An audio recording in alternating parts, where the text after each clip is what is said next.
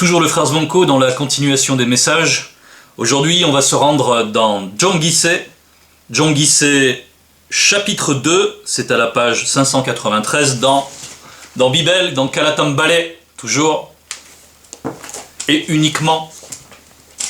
Parce que nous, on a soif de vérité, on a soif d'authenticité. On est venu là, à la source, parce que nous avons considéré tout ce qui se fait sous le soleil, dans cette réalité de la chute. Et nous avons vu combien la vanité, l'hypocrisie sont le lot des religions. Entendu, donc, Djongise, menace et délivrance, menace et délivrance. Les deux sont associés. Les deux sont associés. Et justement, ici, on va s'adresser à une catégorie. Donc au verset 1. Écoutez ceci, faux prêtres, faux prêtres. Sois attentif, non initié. Prête attention, maison du roi non initié. Donc, ici, on va reprendre. On s'adresse premièrement aux faux prêtres, et ensuite aux non-initiés en général. Parce que le faux prêtre, c'est celui qui va conduire les non-initiés. C'est celui qui va imiter quelque chose, qui va usurper quelque chose, pour ensuite asseoir son autorité sur un peuple qu'il va conduire. Et après, on en appelle aussi à la maison du roi non-initié. Parce que bien sûr, les prêtres ont de l'influence même sur ce roi. Et on sait comment la religion et le pouvoir temporel, on va dire celui de l'État en général, et celui des gouvernants, sont unis. Sont unis pour régner, pour asseoir une sorte de pérennité du pouvoir. Et on voit pourquoi. Donc, on s'adresse à la fois à tout cela, mais premièrement aux prêtres, aux faux prêtres. Et dans la suite du verset, il est dit « Car c'est à vous que le jugement s'adresse ».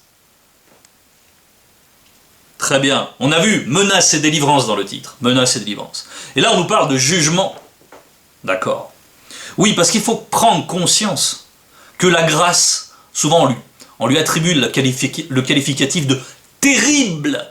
Une grâce terrible. Parce que lorsque la grâce se manifeste, le jugement est accolé à la manifestation de cette grâce. La grâce et le jugement vont de pair. Oui, parce que la manifestation de la grâce l'est pour ceux qui la recueillent. Mais pour les autres, c'est une condamnation. C'est ce que nous allons voir plus en profondeur. Pour les autres, ceux qui la rejettent, eh bien, par là même, ils se condamnent eux-mêmes. C'est dans cela que, dans cette époque où notre Mouledi, Zoulou Lassan, manifeste une connaissance tellement supérieure, tellement radicalement d'ailleurs que de ce visible de la chute, que les gens sont ébahis, étourdis, impressionnés. Donc et en fonction de ces sentiments, ils vont prendre une direction. Mais ils ne peuvent pas rester neutres. Ils sont obligés de se positionner. Voilà pourquoi le jugement est attaché à la manifestation de la grâce. Car c'est à vous que le jugement s'adresse. Et donc, premièrement, aux prêtres corrompus, aux faux prêtres. Donc, on voit dans Wassé combien une multitude de faux prêtres viennent, soi-disant, avec des titres, ça peut être apôtre, prophète, pasteur, peu importe, ils ont tous des titres, ils s'en gargarisent, et ils assoient une autorité avec ces titres. Mais on va voir à quel point cette usurpation est ridicule. Donc, verset 2, donc, par leur sacrifice, virgule, les non-initiés s'enfoncent dans le crime, mais Mudima Bekokisedi aura des sanctions pour eux tous. Mudima Bekokisedi, c'est donc l'entité en charge des châtiments, et bien sûr, lorsqu'il s'agit d'exercer un jugement, on la trouve au rendez-vous, selon sa fonction. Et donc, on voit par leur sacrifice, les non-initiés s'enfoncent dans le crime. Bon. Les sacrifices, qu'est-ce que c'est? On va dire, les non-initiés, donc c'est ceux, en général, qui vont suivre ces faux prêtres. Et bien là, on voit que des sanctions leur sont réservées à tous. Parce qu'on pourrait se dire que ceux qui suivent les faux prêtres sont des victimes, en quelque sorte. Non, non, non, il n'en est rien. De par la manifestation de la grâce, aujourd'hui, par Zulu-Lassan, ils ont aussi une responsabilité. Et aussi, s'ils persévèrent dans l'antivérité en général, dans les religions qui émanent du monde occulte, qui sont sécrétées par des démons, s'ils demeurent là-dedans, s'ils font le choix, s'ils manifestent la préférence de cela, ils ont aussi une part de responsabilité. Ils font un choix. C'est le pouvoir du libre arbitre. Et à ce choix est attaché. Parce que là, c'est un choix en connaissance de cause. En connaissance de cause, parce que dans la manifestation de la grâce, il y a la connaissance et il y a la cause.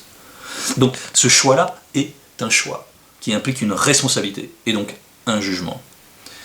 Et cela est valable pour tous ceux qui suivent ces faux prêtres, mais bien sûr, au premier chef, et avec des sanctions particulières pour les faux prêtres.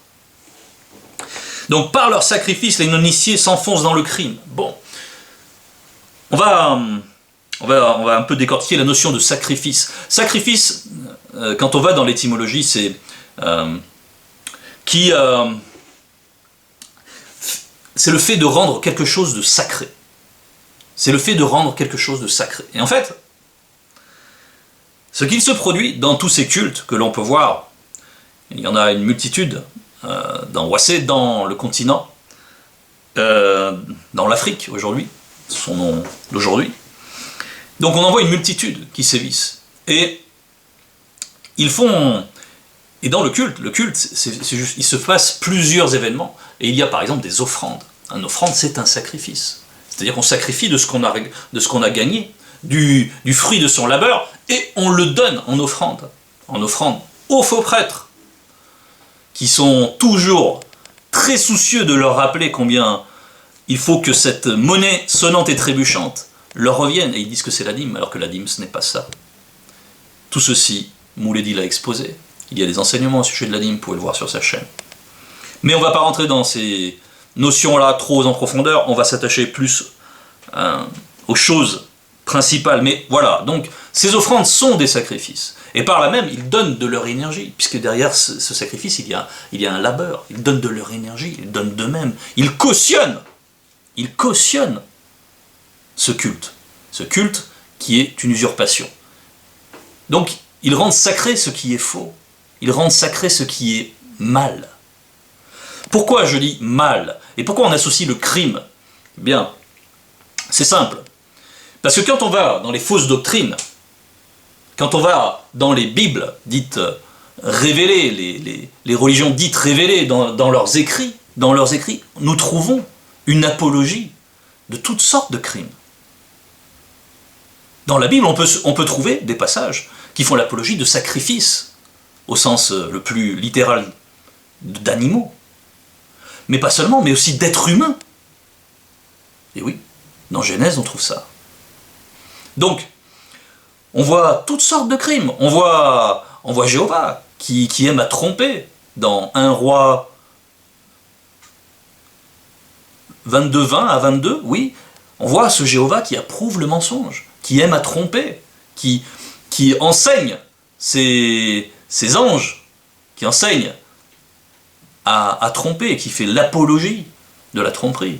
On voit un Jésus qui fait semblant. On voit dans la fausse doctrine, toujours, on voit la promotion de l'esclavage, que ce soit dans l'Ancien Testament, dans le Nouveau Testament, que ce soit dans l'islam, par ailleurs. Donc, tout ça, qu'est-ce qu'on peut faire de plus criminel que l'esclavage? L'esclavage, c'est réduire quelqu'un à un objet et l'utiliser comme si ce n'était rien, à des fins les plus délirantes, les plus perverses. Donc, là, on est au bout du crime. Eh bien, les gens qui viennent dans ces assemblées, qui viennent gonfler les rangs de ces gens déconnectés, qui n'ont aucun bon sens. Ils viennent, et quand ils crient « Jésus, Jésus, Amen, Amen, Amen », qu'est-ce qu'ils font? Ils approuvent le crime, ils embrassent le crime de la fausse doctrine. Et par là même, ils se rendent coupables et ils s'enfoncent de plus en plus. C'est pourquoi on va aller au verset 3. Des non-initiés rebelles ont creusé une fosse mystique. Mais Mudiba Bekokisedi sera pour eux tous un châtiment. Donc là, on s'attache plus à ceux qui orchestrent cette usurpation, à ceux qui entretiennent ces faux cultes, à ces Gédéons, à ces Chorakwetu, à ces Kakou Philippe.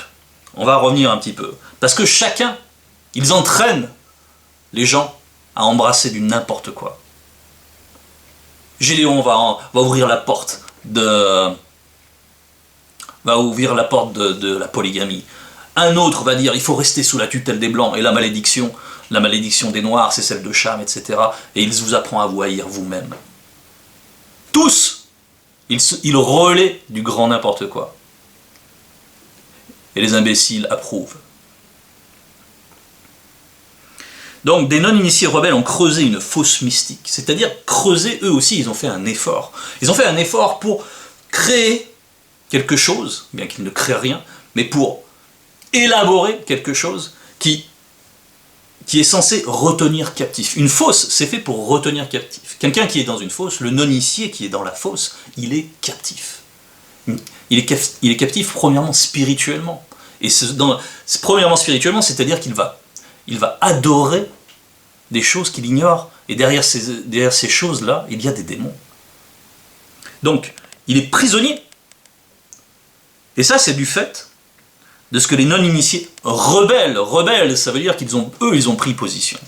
Ils ont pris position déjà par rapport à la loi morale, ils ont renoncé à la loi morale. Eux, ils ont fait un choix. Parce qu'eux, ils savent qu'ils n'ont reçu aucun mandat. Eux, ils ont renoncé à leur honneur pour être glorifiés par les hommes.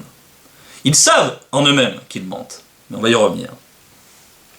Donc, des non-initiés rebelles ont creusé une fosse mystique. On verra que cette fosse mystique, c'est un lieu donc de captivité, mais en même temps, c'est un lieu d'incubation. C'est un lieu où les démons viennent féconder ceux qui se rendent dans ces cultes. Parce qu'ils approuvent le mensonge. Ils aiment le mensonge. Et quand ils crient Jésus, Jésus, Jésus, ils pensent que juste par là même, ils ont une caution. Ils ont un gage pour continuer à vivre dans le dérèglement, dans le péché, pour continuer à ignorer la loi morale, à faire du n'importe quoi, puisque dans leur texte, on leur dit qu'il suffit de dire Jésus, de reconnaître que Jésus, et c'est bon. Et c'est quelque chose qui est largement mis en avant. Et la sanctification dans tout ça? Non. On voit bien que tout ça est frelaté. La sanctification, elle émane de la vérité, uniquement.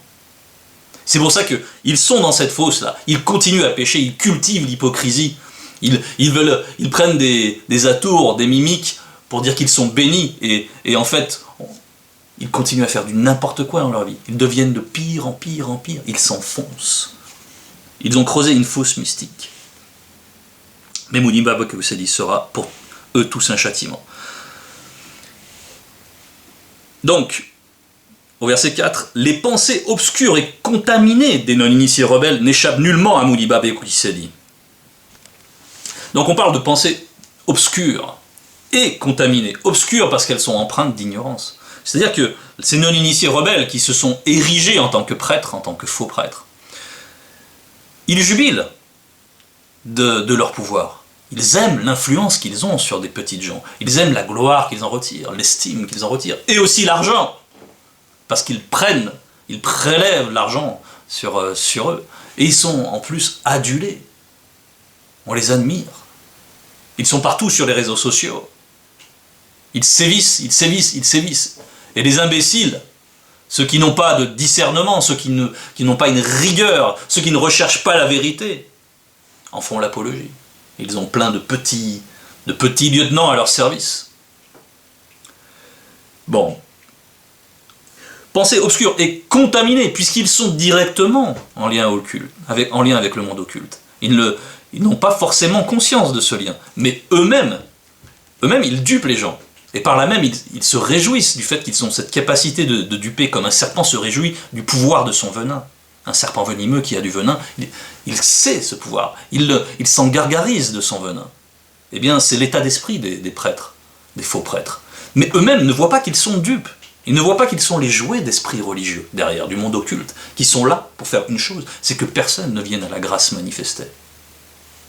Et aujourd'hui, elle est manifestée avec puissance à travers notre Moulédi. Donc, il y a une ébullition qui se fait. Il y a quelque chose qui monte, le monde occulte est en ébullition. Il y a une réaction, bien sûr. Les pensées obscures et contaminées des non-initiés rebelles n'échappent nullement à Mouni Baoxidi. Effectivement, leur duplicité, parce qu'ils sont, on va dire, c'est le cœur de leur existence, c'est la duplicité à ces faux prêtres. Ils savent qu'ils mentent. Ils savent qu'ils conduisent des gens alors qu'ils ne savent pas eux-mêmes à quoi aboutit la voie qu'ils indiquent. Ils savent qu'ils ne sont pas légitimes. Et pourtant, ils continuent. Ils continuent parce qu'ils sont accros. Accros. Et pourquoi ils sont accros? Parce qu'ils sont dominés spirituellement. Quelqu'un qui est accro, c'est quelqu'un qui est esclave. Esclave à la gloire, esclave à la renommée, esclave de tout ce dont ils peuvent jouir à travers cela. À travers donc ces fausses prêches. Donc, ils ont pour eux la ruse. Et ils aiment cette ruse. Mais tout ça, Moudima Bekoki s'est dit, tout ça, ils voient encore au-delà. Ils voient comment ces faux prêtres sont déjà dupés par l'esprit. Ils voient comment ces esprits travaillent. Rien n'échappe au spirituel. Mais il arrive un temps où survient un jugement. Verset 5, les non-initiés rebelles ont conspiré avec le démon de prostitution. On emploie le terme conspirer. Donc les non-initiés rebelles, toujours les faux prêtres, ont conspiré. Pour conspirer, il faut un aspect volontaire, n'est-ce pas? Et on nous parle d'un démon de prostitution. Alors, quand on parlait de leurs pensées contaminées, on peut dire qu'il y a une part inconsciente, puisqu'ils ne connaissent pas le monde occulte. Ils n'ont même pas cette connaissance, donc ils sont dupés, comme on disait. Mais il y a néanmoins une part consciente. C'est celle qui est propre à leur déshonneur.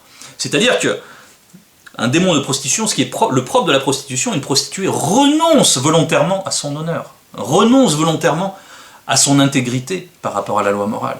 Ils s'en dépouillent pour pouvoir faire ses petites affaires. Eh bien, c'est pour ça qu'ils ont conspiré avec le démon de prostitution. En fait, ils fusionnent, ils deviennent des avatars pour le démon de prostitution. Bien. Maintenant, on va aller voir une chose, parce qu'on a parlé de la fosse mystique qu'ils ont creusée. Et une fosse mystique, lorsqu'il pleut, elle retient des eaux. Mais ces eaux macèrent. Maintenant, pourquoi je parle des eaux? On va aller dans Baby Sedi 17, verset 18. Baby Sedi 17, verset 18. Et on nous a parlé ici du démon de prostitution. Et ici, on va parler donc de Dingongo Diba. Dingongo Diba, c'est le nom qui est révélé dans Bible, le récit authentique. Dingongo Diba, c'est la grande prostituée. Baby Sedi, c'est révélation, apocalypse. Et là, c'est le texte véritable, originel. Et il me dit, donc on sait que Dingongo Diba, elle est assise sur des grandes eaux. Et plus tard, il est révélé ce que sont ces grandes eaux. Dans le verset 18, donc, les eaux que tu as vues sur lesquelles Dingongo Diba était assise, ce sont les peuples non initiés, des foules et des nations de blancs et de sang mêlés, et toute langue. Donc, on nous parle de ces eaux. Et ce sont des eaux qui sont reliées à la prostitution, elle est assise dessus. C'est-à-dire qu'elle règne sur ces eaux.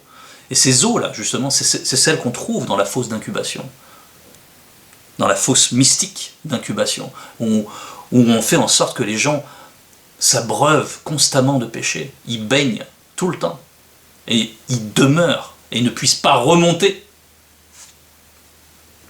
Donc, les non-initiés rebelles ont conspiré avec le démon de prostitution. On va lire aussi quelque chose, parce qu'on a mentionné les non-initiés en premier, et puis on a qui sont sous le joug. Premièrement, ils sont sous le joug. Ils sont premiers dans le fait d'être sous le joug. Parce qu'au départ, les non-initiés, c'est ceux qui avaient la connaissance. Néanmoins, il y avait les initiés qui l'avaient, et puis eux, avec des bribes de connaissances, se sont éloignés de la source naturelle.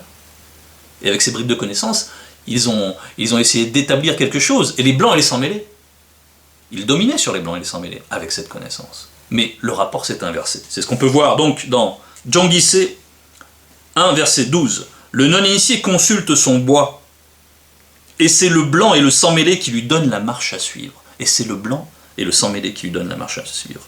Donc on nous parle d'idolâtrie, parce que, avant tout, la prostitution, elle est spirituelle. Elle renvoie au fait d'être coupé de son Créateur et d'adorer des choses qu'ils ignorent, et donc des fausses entités, et donc des démons. D'accord. Donc on renvoie déjà à l'idolâtrie. Il consulte son bois, le bois de la croix, pourquoi pas. Mais en général, on pointe l'idolâtrie. Et c'est le blanc et le sang-mêlé qui lui donnent la marche à suivre. C'est-à-dire que les choses sont inversées. Regardez tous ces cultes qui sont tawassés. D'où tirent-ils leur origine? Regardez. N'est-ce pas aux États-Unis qu'on fait des prêches comme ça, grandiloquentes dans les rues? N'est-ce pas... Ne sont-ce pas les témoins de Jéhovah qui viennent aussi des États-Unis, qui ont chapeauté l'Europe? N'est-ce pas le protestantisme? Tous ces cultes viennent d'où? Ils imitent quels usages? Ces usages-là, c'est les usages des Blancs. Et les Noirs continuent à imiter les usages des Blancs. Ils sont coupés. Ils n'ont plus rien qui soit à eux. Ils ont perdu, en fait, en cela, leur identité. C'est ce que nous allons voir. Car le démon de prostitution... Alors, je continue dans le verset 1, verset 12. Car le démon de prostitution les égare tous, et le non-initié s'éloigne du verbe de Loba.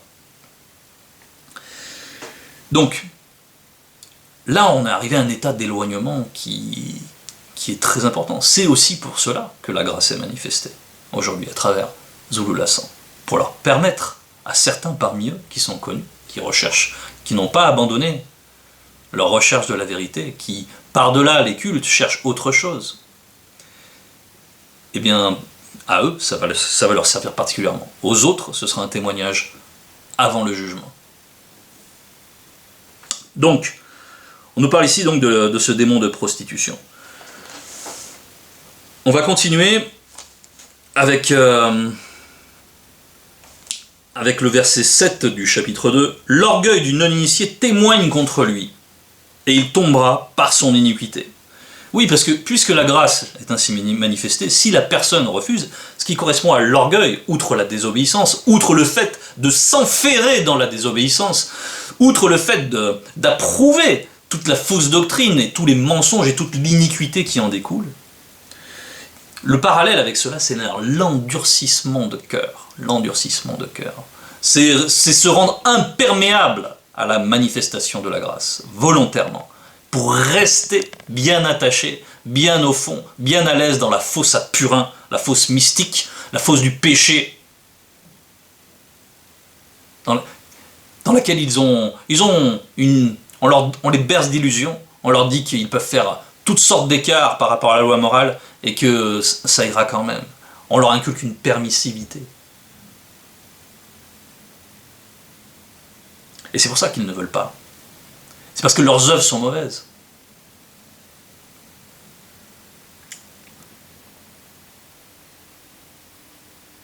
Et oui. Et donc, il y avait le verset 6 avant, je ne l'avais pas lu, le verset 6 au chapitre 2. Donc on va le lire. Leurs œuvres ne leur permettent pas de revenir au verbe de Loba, parce que le démon de prostitution est au milieu d'eux, et parce qu'ils ne connaissent plus le verbe de Loba. Donc, ils ne connaissent plus le verbe de Loba. C'est ça qui est très important. Ils ne connaissent plus le verbe de Loba. Et c'est cette connaissance qui leur manque, qui leur fait défaut. Et c'est ce qu'on voit dans Djanguissé, chapitre 1, verset 6. Le non-initié se tait, car il est réduit au silence par les blancs et les sans-mêlés qui ont modifié l'histoire originelle de ses ancêtres. Virgule. Oui, ils ont modifié cela. La plume mensongère des scribes est partout dans les Bibles pour masquer le fait que le peuple originel, que tous les patriarches sont des Noirs. Pour masquer quelle est la puissance qui est immanente au fait d'être noir. Le peuple, et je continue toujours dans le verset 6, le peuple noir non initié est maintenant détruit. Parce qu'il lui manque la connaissance. Parce qu'il lui manque la connaissance. Puisque tu as rejeté la connaissance, Muniba Bekokisedi t'a aussi rejeté, et tu es dépouillé de la source naturelle. La source naturelle, c'est le verbe. Puisque tu as oublié la loi du verbe de Loba, Mutatedi ne guidera pas tes descendants pour une longue période.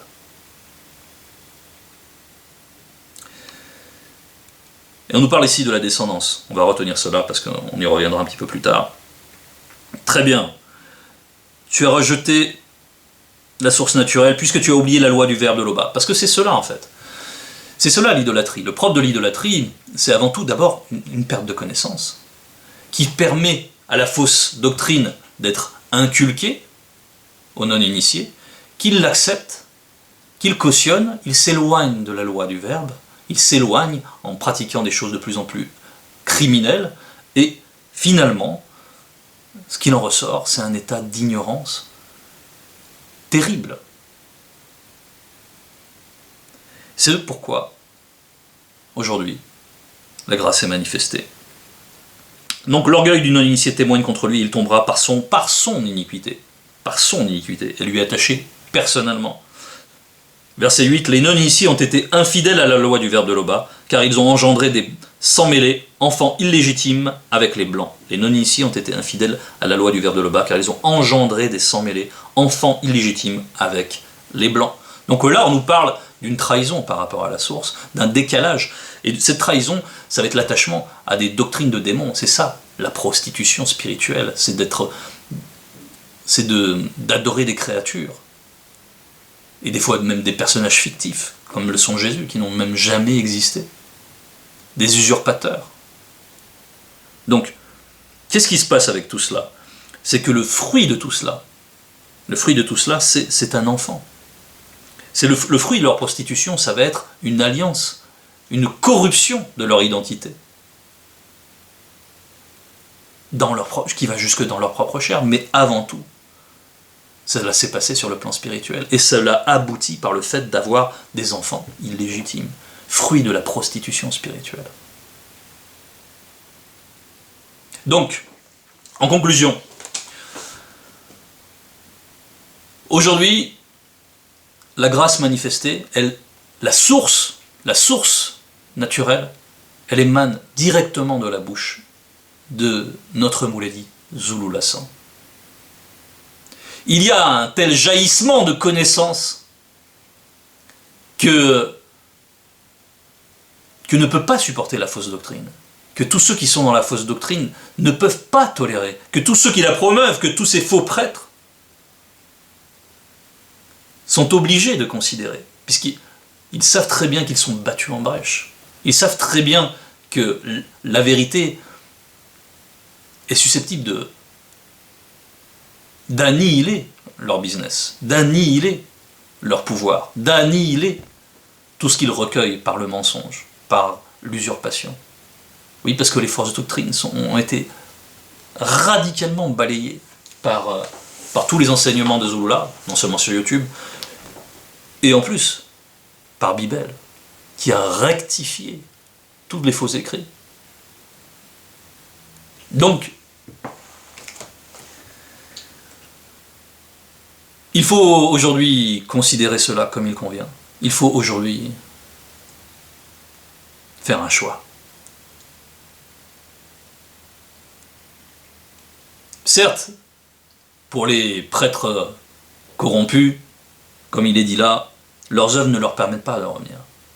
Mais pour tous les non-initiés qui ont été abreuvés dans le péché, aujourd'hui, vous avez le choix de retourner à la source. C'était le message. Toute gloire à Loba.